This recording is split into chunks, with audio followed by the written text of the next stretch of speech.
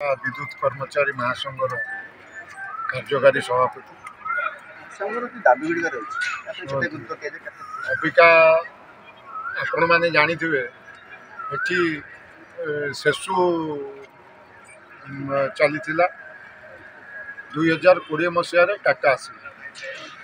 दीर्घ दिन मान शेषु अमल 2008 मसीह लोक ये कम कर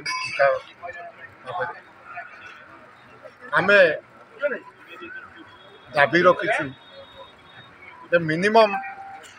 गोटे ठिका कर्मचारी 20,000 ऊर्ध किभली भाव में पाइबे एवं जो कर्मचारी 5 वर्ष ऊर्ध ये रही आम राज्य सरकार पाखे नवेदन करुँ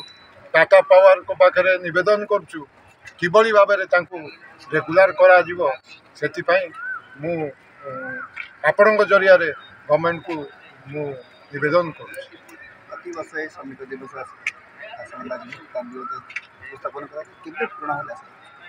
प्रति वर्ष तो श्रमिक दिवस होची किंतु आमे दाबी रखीचु दाबी किछि किछि पूरण होची मध्य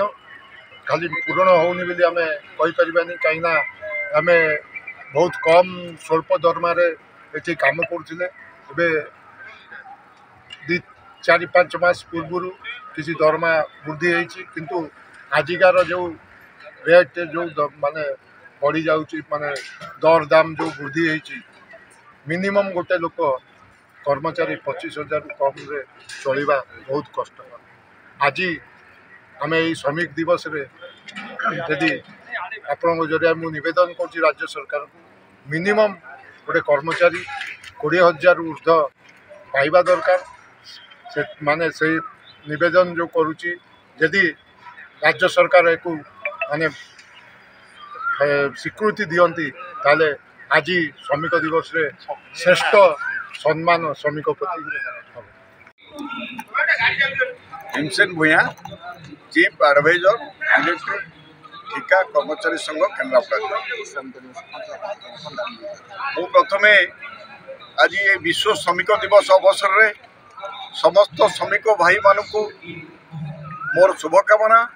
शुभेच्छा एवं ताको परिवार वर्ग मध्य शुभकामना और शुभेच्छा जनाऊँ। आमर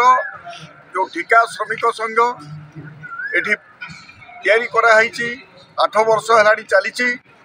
आमे श्रमिक मानकर जो अभाव असुविधा एवं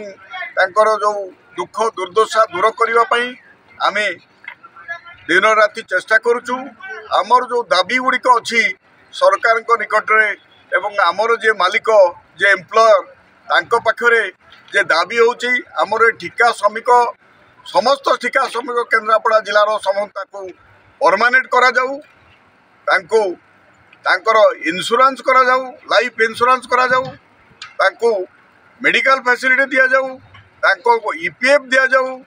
26 दिन बदल रे तांको 30 दिन मजूरी दिया जाऊ एवं एसबू करने आमे आमर जे एम्प्लॉयर जे अपन टाटा पावर एवं आमर जो सरकार को आमे जो अनुरोध करूँ दृष्टि आकर्षण करूँ जदि एसबू पूर्ण न हुए आगामी दिन में श्रमिक हाथ में जो पावर अच्छी सत्याग्रह आंदोलन एवं लड़ई आमे दरकार पड़े राजरास्ता को ओह्लैबू।